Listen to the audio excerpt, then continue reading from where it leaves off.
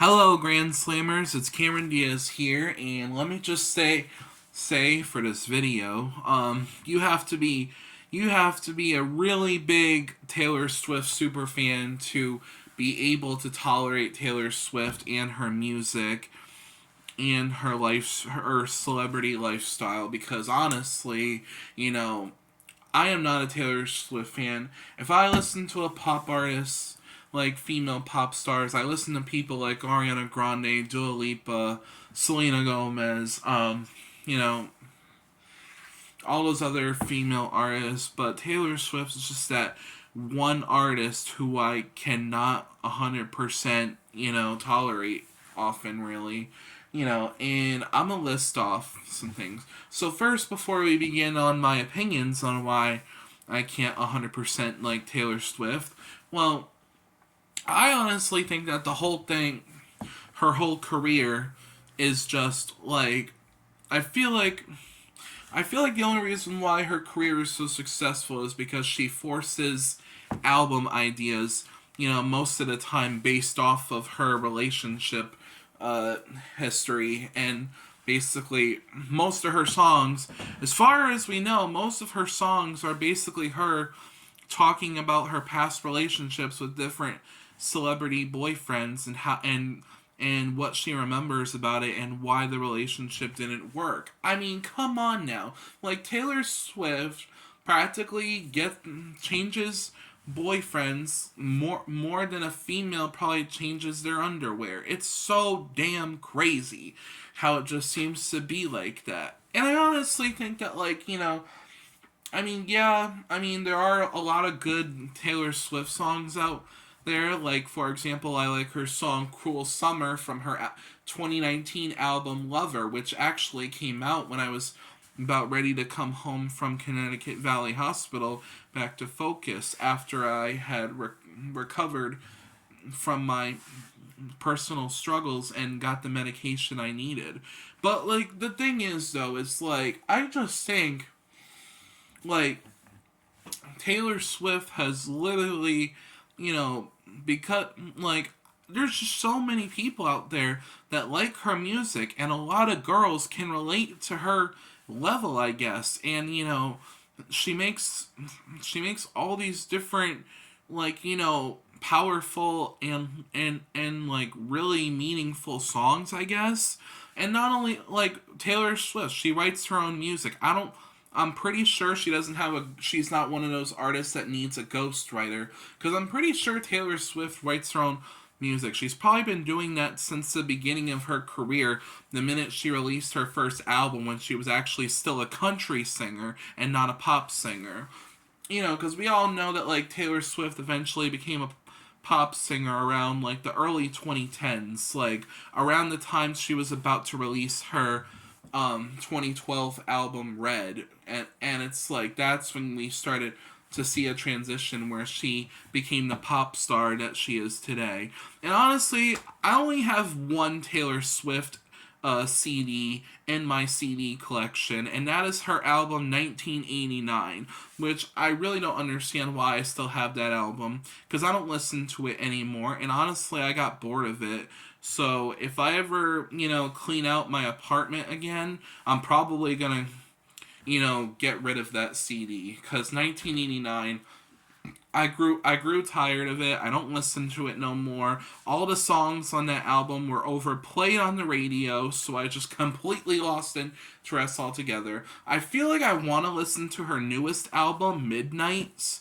Um, and since I like a lot of the songs that are on the album, like Antihero and Lavender Haze and Karma, and then all these songs, like, but, like, you know and Taylor Swift has done this thing recently where she re-records some of her older albums and re-released them with new re-recordings, calling it Taylor's version, which I'm not sure why it's called Taylor's version when we already know that the original releases of those albums were under her name. So I don't know why.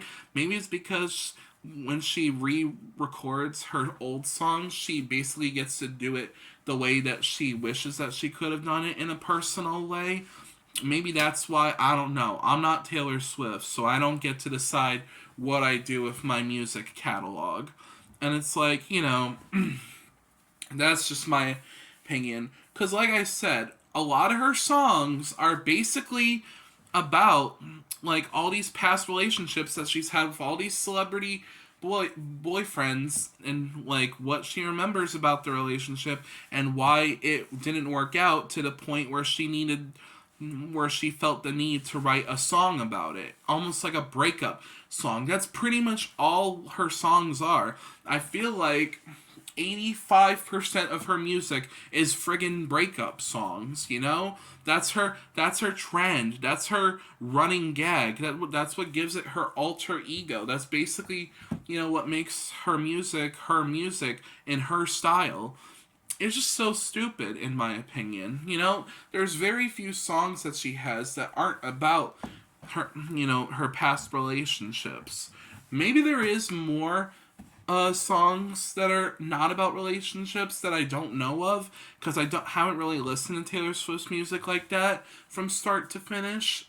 But, like, I don't know, though. And to think now that she's dating Travis Kelce from the Kansas City Chiefs as her current relationship that she's having, it's like, she's now dating Travis Kelce. It seems to be going well so far. But do I think that relationship's probably going to last, and that it's going to be, and that Travis Kelce will eventually become the one? Probably not. And even if he does become the one, I'm going to be really surprised if Travis Kelce gets lucky with Taylor Swift and they end up getting married and all that stuff and having a great, married relationship. I'll be damn surprised if that actually happens. And if it doesn't, I'm going to tell every single Taylor Swift fan. I'm going to be like, see, I told you it was going to be nothing but the same old, same old. That's just my opinion about Taylor Swift. It's like, and the fact that, like, some of her relationships didn't even last that long. She's dated people like Jake Gyllenhaal, John Mayer, which John Mayer actually at one point dated Katy Perry after Taylor Swift, and I guess, Taylor Swift kind of was a little bit toxic about it at first, since there was a point in time in the past where Katy Perry and Taylor Swift weren't getting along, because clearly they were like not friends anymore, because they had a fight and disagreement over backup dancers, and they hated each other's guts all the way up until 2019, when after the release of Taylor Swift's single from her album Lover, the single Calm Down, she reveals in the song and the music video for the song itself that her and Katie have officially reconciled, and that they let bygones be bygones, and that they're now friends again for the most part. So yeah, but it's like she's dated people like Jake Gyllenhaal, then John Mayer, Harry Styles. At one point, she was dating one of the boys from, like, the Kennedy family. So it's like she's had so many relationships, and she dated Calvin Harris, and then that the reason why the relationship with Calvin Harris didn't work out is because when Calvin Harris came out with his hit song featuring Rihanna called "This Is What You Came For," like, Taylor Swift had been part of the production of the song and the making of it. However, Calvin Harris didn't give her the songwriting credits that she deserved since she was a part of it, and I guess that's what caused the breakup, was because she didn't get the credit she deserved, really. And it's like, she's just been back and forth with several guys, so, I would be surprised if Taylor Swift eventually gets married with Travis Kelce and they actually have a long-lasting relationship. But if they break up, I'm not going to be surprised, because it's been an ongoing, like, running gag that Taylor Swift has had. And I bet you that if they do break up, she's more than likely gonna make a breakup song about him.